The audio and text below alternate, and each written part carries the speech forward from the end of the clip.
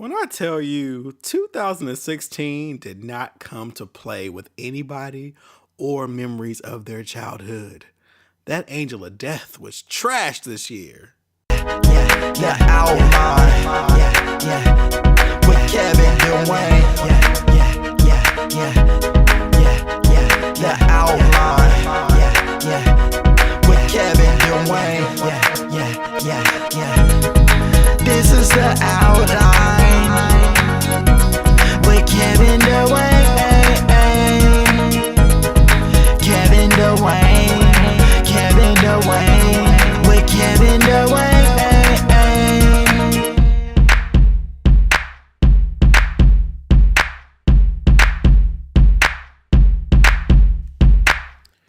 Hey guys, it's the Outline with Kevin Dwayne. Thank you for joining me again. I feel like since we had a show on Sunday morning, it seems like I've already talked to you this week, but that was a bonus episode. So, all is fine and dandy, but thank you for listening nonetheless.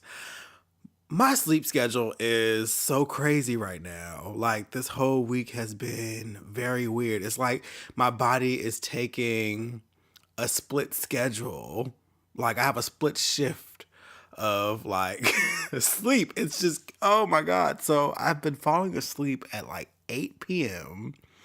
and waking up around midnight or 1 a.m. Then I'm up for like 3-4 hours, and then I'll go back to bed and wake up fine. I won't be tired the next day at all. Like, I'll just wake up like normally, go running or do what I'm going to do in the morning and go about my day. But it's so weird to fall asleep at 8 o'clock, and I need to break this because I like my sleep schedule the way it was. So I'll figure that out somewhere. But this all started on Sunday. I think it was my fault because I was playing video games too much. And I'll explain that because that's not something I say often. I have an Apple TV, and on the Apple TV, they have like these really cool games, like really good games. Do not sleep on the Apple TV games. They're really goddamn good. So I was first attracted to Sonic the Hedgehog because, come on now, childhood. And I was like, well, when I downloaded it, I couldn't play like I wanted to play it because you can play with the remote, but it's not the same. It just doesn't make sense. So I saw that you can actually go buy an actual gaming remote for the Apple TV. And I finally found one in Best Buy over the weekend. And so it was on and cracking once I got that remote. So now I'm able to play the games like I want to play them. And I found some other stuff like Riptide Renegade, which is amazing. There's some dope ass fighting games on there. Like, it's like, do not sleep on the Apple TV games. Get you a controller and get your life. So I was playing on Sunday and I was doing a bunch of other stuff too. And next thing I noticed, it was like 2 a.m. And I was like, where the hell did the time go? And that's where all the shit started. So the pattern all week started from there. So all week I've had this fucked up ass sleep schedule. And I think because I run, I don't stand a chance at like staying up. So at 8 o'clock, mind you, I get off work at like 5:30. So at 8 o'clock, after I've eaten and I sit on the couch and watch TV, like, I'm gone every time. I always wake up on my couch and then I have to get up and get in the bed. Like, it's crazy. It's absolutely crazy, but whatever. So upon my waking up tonight to record the podcast, because why not? I saw that Alan Thicke died. Alan Thicke, it was the guy who played the father on Growing Pains. He's also the actual father of Robin Thicke. And I'm just like, man, like, 2016 and these prominent deaths, like, we get tons of deaths every year. I don't want to act like that doesn't happen. You always know a lot of people die when we get to like the Grammys and they show you the montage of all the deaths. You're like, damn, a lot of people died. So this is nothing new. But I feel like there were a lot of goddamn prominent deaths this year, like deaths that came from like, wow, that's from my childhood, And I think about the death angel in this way. Have you ever had a job and then somewhere along the line you get like a new manager or a new supervisor and they take their job too goddamn seriously? So they do like audits and shit and they want to do everything by the rules and they just come across really, really anal and mean and just passive aggressive and all that shit. No, not passive aggressive, but just aggressive aggressive. You know what I mean? Like they come in and just fuck everything up. All of a sudden they want to audit all the time cards. They want you to check in at the on the minute. If you're a minute late, then they're like trying to write you up. That person, I feel like that person was hired for 2016's Death Angel because they did not come to play with you hoes. They said, listen, the population is too goddamn high. We got too many people having babies. We gotta take some motherfuckers out. And what they did was they went and took the people who had all the seniority. Because, you know, a lot of times in the job, the people with seniority get away with a lot of stuff. And because they've been with the company so long, they ain't gonna take them out. You know, like that's how the normal manager would be. Well, the new Death Angel said, fuck that. I don't know these hoes. I'm just trying to do my job. So it's time to take them out. So let's begin. When I tell you, I had to look back on the list of people that we lost this year. It was so long. And I can't even tell you everybody that has died this year, but I can tell you the most prominent that I'm like, really, nigga? Like, really? This is what we're doing this year? I mean, let's not forget. It's been a long year when it's come to this. At the top of the year, we lost Natalie Cole. We lost Prince this year. We lost Muhammad Ali. We lost Maurice White of Earth, Wind, and Fire. We lost Tommy from Martin, nigga. Tommy ain't here no more. Like, what the hell? Sharon Jones, Vanity. They even took the big nigga from PM Dawn, Prince B. Is it my turn? Yeah, nigga, unfortunately, it was your turn. I'm sorry, man. Rod Temperton, I mean, he wrote like some big Michael Jackson hits like Rock With You. Like, come on now. What? You took Rod? You couldn't leave Rod for some more songs and shit? Bill Nunn from Do the Right Thing, Shawty Low, Miss Cleo's fraudulent ass ain't with us no more, Kimbo Slice, Gene Wilder, David Bowie. Like, nigga. Like, there's so many other people that I didn't even mention there, but a lot of people died this year. And I'm just like, I mean, motherfucking Carol Brady. Like what? There's only a couple more weeks of the year. I'ma need you to ease the fuck up. Or at least take Donald Trump. I mean, damn. Like, give us something back. Shit. But, it's a part of life. But there were definitely some prominent celebrities and links to childhood that were just taken out. And you're just like, man. I mean, but, you know, shout out to all their families and their supporters and stuff like that. I hope that everyone, you know, can get a little ease going to these holidays. Like, I mean, Christmas is next week. So you think about that too. I mean, a lot of people are celebrating their first holiday without these people in their lives. And that's rough. Trust me, it's rough. I've been there. It's hard when there are people missing from your life and you're used to them being there. So, I mean, damn. Oh, there you go. Oh, whatever. So, I'm trying to watch Westworld. So, hear me out on this.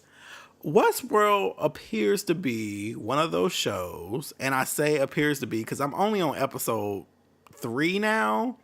So I still got a little bit to go before I can give like a full opinion. But it appears to be one of those shows that I can respect for being a good show as far as being, you know, well executed, well done, great cast. But I don't know if I can really fuck with it. Like, the first 2 episodes just felt so long. Like, I had to keep pressing the info button on my TV to see when it was going to end and how long it was on. And I'm like, is this shit like 2 hours an episode? And it's not, it's only an hour. But I feel like there's just so much damn information and there's so much happening in the pacing of the show I can't really rock with.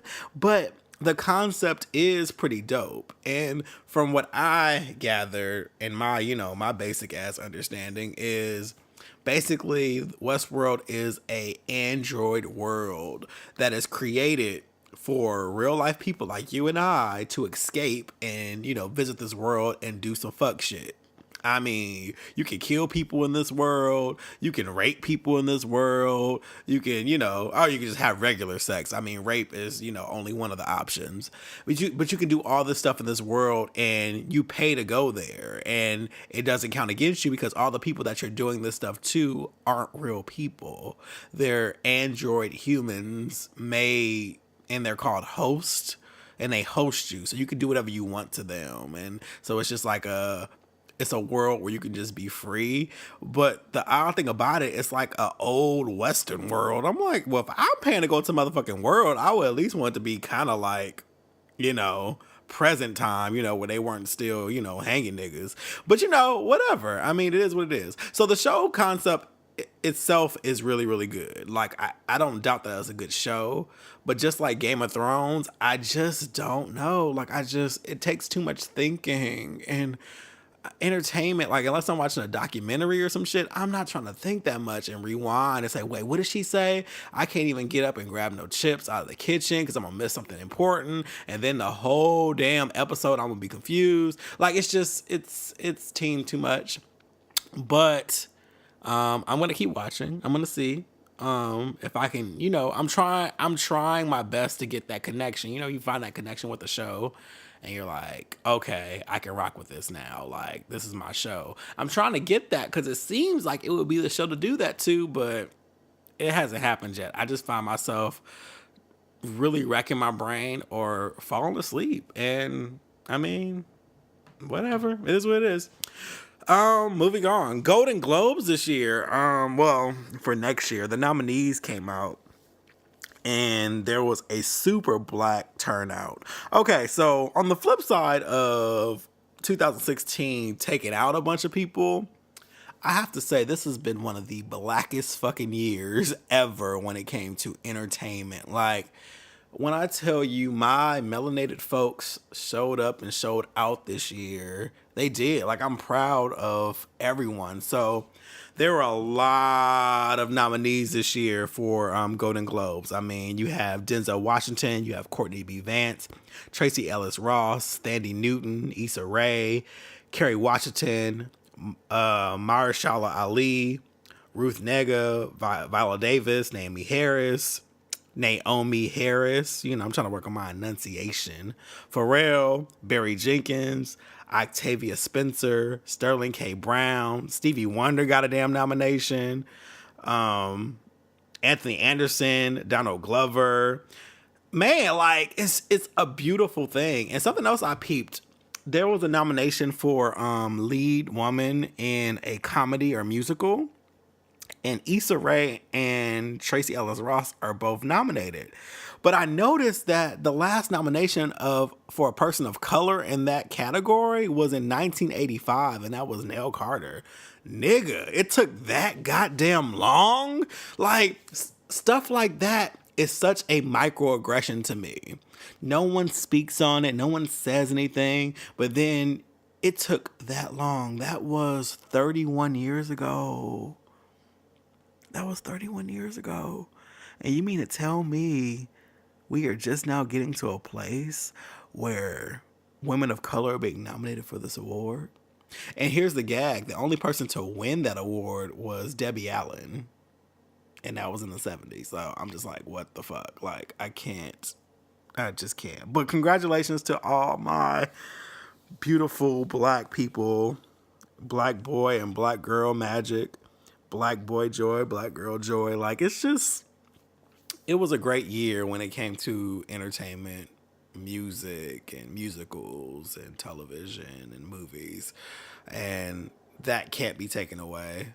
But it was a bittersweet year. It was a bittersweet year. So yeah, that's that. So with the same theme of 2016, I'm already thinking about the next year. I believe in manifestation and planning. And, well, fuck that. Not planning. I don't really plan shit. I'm terrible at planning. But I do like to create vision boards, and I do like to have an idea of what I want to do in the next year.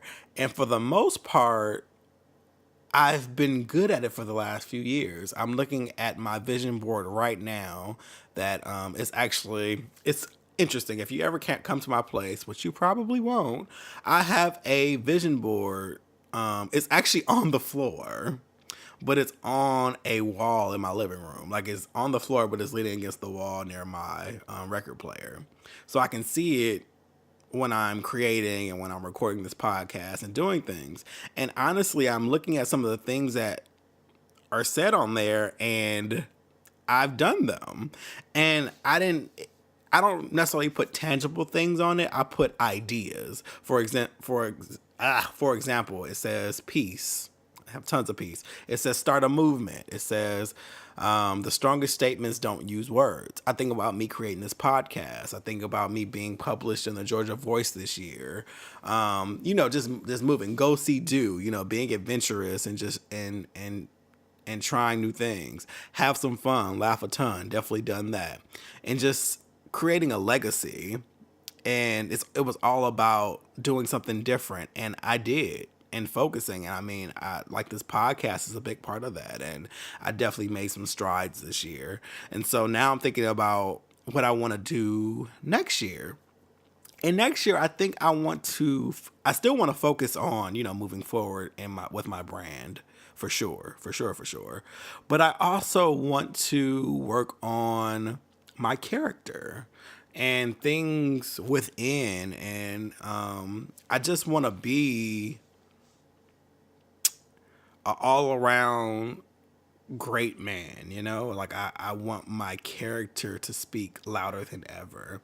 And so there's some things that I would like to leave behind in 2016 in a way to, and I'm all about reflection and self-awareness and working on me and taking responsibility for everything, because once again, this is not a spectator sport. Life is not a spectator sport. Like, we participate.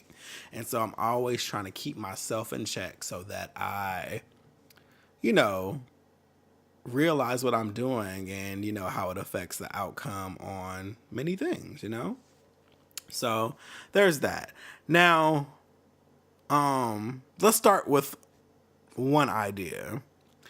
Apparently, I'm intimidating. I mean, how is that even possible? No, I've been told a few times this year that I can come across intimidating. And at first it was hard to receive, because if you know what is, I mean, growing up, I feel like I was always a people pleaser. And my intention has always been very non-combative and very go with the flow and very mutable. Well, somewhere along the way, that shit disappeared. And I'm pretty sure it came after my parents passed. My parents passed in 2012. That's when I moved to Atlanta. And things just changed. I mean, I grew a backbone. It was a different life for me. I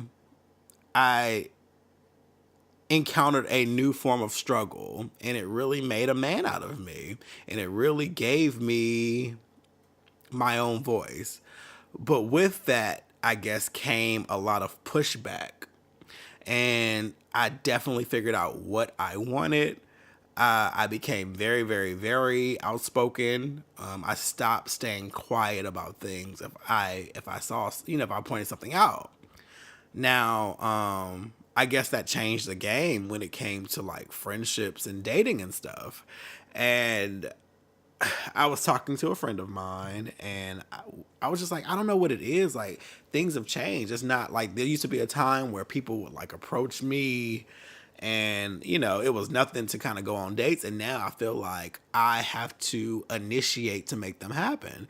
I've had a few occasions where I've crushed on somebody, or I was interested in somebody, And in my old mind, I think to myself, "Oh, they're probably not even interested in me because they would have, they would have said something by now." And this is based off of like, how I'm used to things going. Well, a few times this year, I've taken a chance and just reached out to certain people like, "Hey, I'm interested in you." And then the response was always, "Wow, really? Like, I've always kind of had like a thing for you too. I never would have thought you'd be into me, da da da, this and the other." And I'm just like, it always blows my mind, like, oh shit. So if I never said anything, this conversation wouldn't have even happened. And while it's rewarding to know that the people that I'm interested in are interested back, it's still there's this part of me that's like, damn, like, so I have to like go out and just like initiate every interaction, like, and I mean, it's not a huge problem, it's just different from what I am accustomed to. Usually there's a balance, usually there's like people approach me, I approach them, and now all of a sudden it's very much like, no, if I'm interested in somebody, I have to reach out to them and say, "Hey, I'm interested." So it just puts me in this position of always taking the lead, which is not that bad, but it would be nice to kind of have some kind of balance. But I was talking about this to someone over the weekend. They're like, "Well, listen, Kevin, like, okay, look at it from this standpoint. You have this platform. You're very creative. You're very enterprising. You do all of this stuff. You definitely are opinionated to the point that people know they can't come to you on no bullshit." And they were like, "That's intimidating. Like, the average person is not going to just reach out to you because they don't want you to read them for filth." And I was just like, I never thought of it that way. And I get it. I get it. But a part of me still wants to encounter that person who doesn't give a fuck about any of that and still reaches out, and I think that's ultimately the type of person that I would actually be with, is the one who's like, "Nah, I'm not intimidated by you. I recognize who you are, and there's not anything to be intimidated from." But maybe that's just a fairy tale of mine. I don't know. But one thing I do want to leave behind is my issue with that. Like, I have to realize that I'm a grown ass man now. I'm not the 19-year-old, the naive 19-year-old, in the community and just, trying to be friends with everyone. I'm not. I've definitely put up walls. I've definitely kept people out. I've definitely, protected my peace. And so with that, I have to take control of situations. And that's not a bad thing. That means I am in full control of my interactions. That's actually a blessing if you ask me. So I'm leaving behind my contempt with that. Like, I'm going to start, approaching people more and start kind of taking the lead on, people I'm interested in and friendships that I'm interested in. And I've already kind of started doing that. And I've manifested some great friendships this year. And that's something I definitely wanted to do. When I got out of my last relationship, I focused on myself. So I spent a lot of time alone just to kind of, it's a tune up. It's great to just be selfish, in a good way. It's really just honoring myself and my peace and just doing what I wanted to do for me. And it was just a really great time.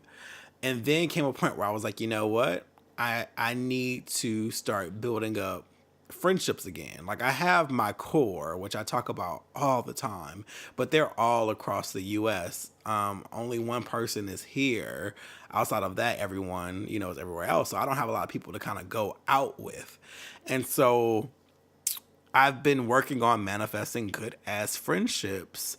And it's happened. I've met some really cool people in the last few months. And like, the energy is right, the connection is right. There's none of that bullshit there.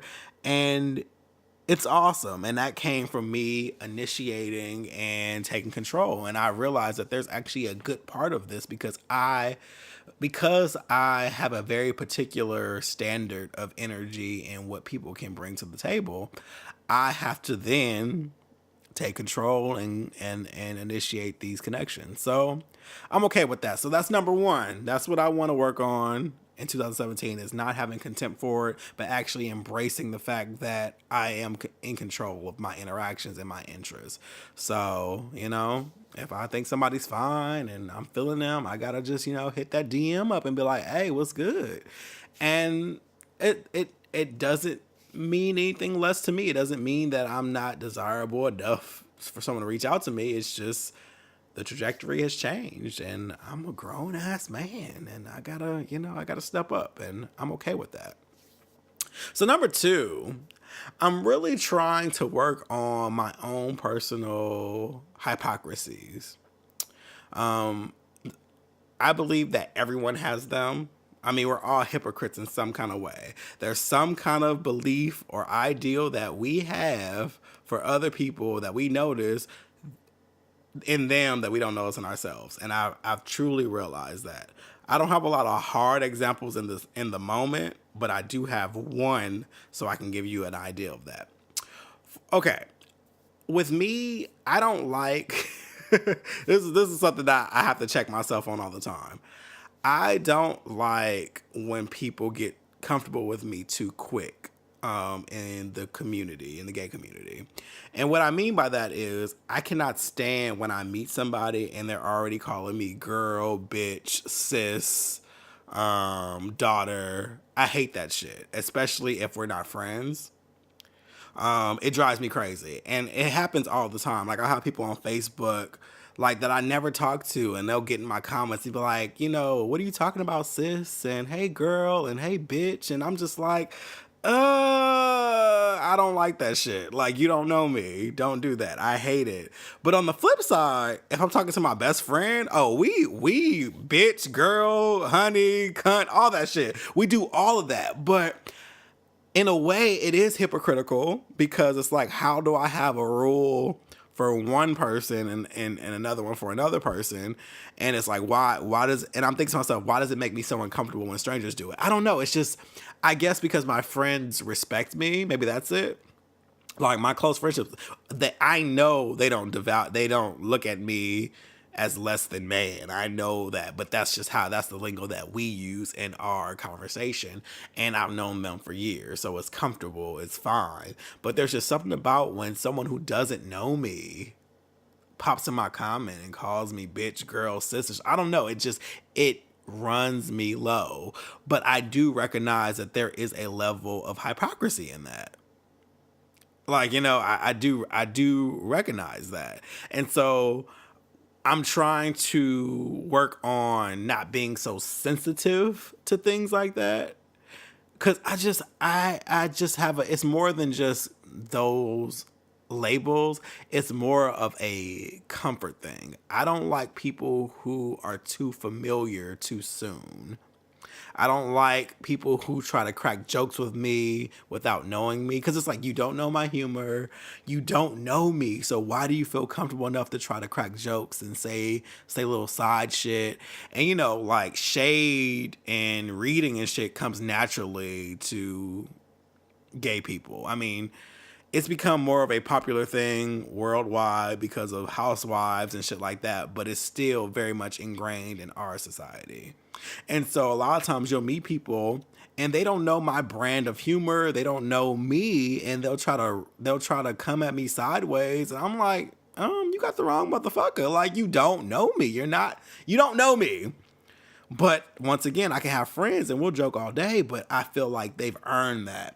So I ultimately want to work on small hypocrisies like that. And it comes in many forms. You have biases on race, politics, there's certain things, like, we see it every day. It doesn't just, it works in all facets of life. But I definitely want to start recognizing my own hypocrisies and stop being I won't say stop being, I can never stop being sensitive. That's ingrained in me. But what I can do is work on how I process it. I want to process it differently. For people who are trying to connect with me and they do say girl, sis, daughter, I have to realize that it's not always coming from a disrespectful place. Some people are disrespectful as fuck, and I usually can recognize that. But some people are literally they're just trying to connect with me. And I'm working on understanding that. I mean, once again, when you have a platform and people listen to you every week, they do feel like they know you. They do feel like they're friends with you. And I get that. So I'm working on my sensitivity of all of that. I want to be balanced. I don't want to be a hypocrite. I don't want to, shut people out as much, but some of y'all do get a little too familiar though. Like, just wait a little while, get to know me before you start, pulling out the names and the jokes. Learn how I like to joke first, please. Like, please, please, please, please, please. Another thing that I want to work on or leave behind is just fear, fear, fear, fear. I have terrible imposter syndrome. Imposter syndrome, I don't have a direct definition, but the whole idea is basically feeling like you're never worthy to do something. For example, I have been a photographer professionally for almost 5 years now. Professionally. That means paid. And I still have moments of doubt. Like, I have these shoots or things that people want me to do, and I always get this weird anxiety that I'm not good enough. And I am good enough. Like, I have not had a unhappy client as of yet, but I always have anxiety. I always feel a certain way about it. I always get kind of like this nervousness, like, oh my God, it's a new client. What if they hate the work? And, what if they think I'm a fraud? What if they think my skills aren't up to par? And there's always these thoughts. And I'm the same way with anything else I do that's creative. You always feel like you just don't belong. And I've had so many people this year tell me that they look up to me, or they're inspired by me, or they appreciate my grind. And then internally, I feel like I'm not doing enough, And so I want to work on not feeling that way, and really understanding, like, no, Kevin, you belong here. No, like, your work is quality. No, you're doing what you should be doing. Like, no, your work is needed. And I have to stop with the imposter syndrome. I have to. And I've also learned that on the other side of that anxiety and that fear is always reward. Always. I mean, I remember earlier this year, I had this nagging feeling to write this blog on my page. And the resistance tried to keep me from writing it, but I knew something good would be on the other side of writing it. It was just this nagging feeling. So I went to a coffee shop and I wrote it. Well, I said, okay, Kevin, do an outline. So I did an outline first. And it was like, okay, write the rough draft. And once you write the rough draft, you can leave this coffee shop. So I wrote the rough draft. And then I was like, okay, I'll publish this on Monday. This was a Saturday. I was like, I'll publish it on Monday. So on Sunday, I was like, all right, let me edit it. So I began editing it and proofreading it and just going through it. And I was just like, once it was done and polished and ready to go, I got that thought again that said, hey, post this tonight. Post this like tonight. You said Monday, but post it tonight. So I listened to that feeling and I posted it that night. And it was so crazy because it got people really took on to the writing. I think it was about me living alone for a year or something like that. It was like this piece that I did. Well, the next day on Monday when I was going to actually post it, it was already up. I ended up getting an email from Darian at Georgia Voice, the editor at the time. He's only the editor, but he was like, hey, I have an idea for you. We have this piece that we're trying to do about queer as folk, da da da da. And I was just like, oh, wow. And so by the end of that week, I was published in Georgia Voice. I wrote my first published article in Georgia Voice, and it was based on, I believe it was based on him seeing that piece of writing I did on my site. And so I always had this philosophy that I always get rewarded when I go past the resistance and I ignore the fear. And that's exactly what happened. And it continually happens. Like I had a shoot yesterday actually, and it was with a new client. And the new client, I knew that new clients, I'm always intimidated by them. And so cuz I just don't know, like, like, will they like my work and stuff like that. And when I tell you, I had anxiety the whole way there, just setting up and just doing everything, just getting there. When I got there, it was the easiest shoot I've ever done in my career. Like, it was so easy going. It was so cool. He mentioned that he'd been to my website and he liked my work, and it was super, super quick. I mean, he even tipped me extra. And I remember getting in my car like, I have to stop with this anxiety and fear. Like, you belong wherever you want to belong, Kevin. Like, and you have to stop it. Don't do this anymore. Look at the rewards you get where you ignore the resistance and you just move past it. Granted, I have not let it cripple me. Thank God. I still, show up. But because I could, fear can really paralyze you and make you not do anything. I said no to things for years. I used to say no to weddings because they intimidated me. Like, weddings. Well, you can make so much money in weddings. I used to say, like, nope, can't do it. Nope, too much anxiety, can't do it. And then I was just like, no, you need to do it. Like, just say yes, do it. You know where to get, the stuff you need. There's people who will help you. Just say yes. And so I want to do more saying of yes and less fear, less anxiety, fighting past the resistance, because I have so much that I want to do creatively.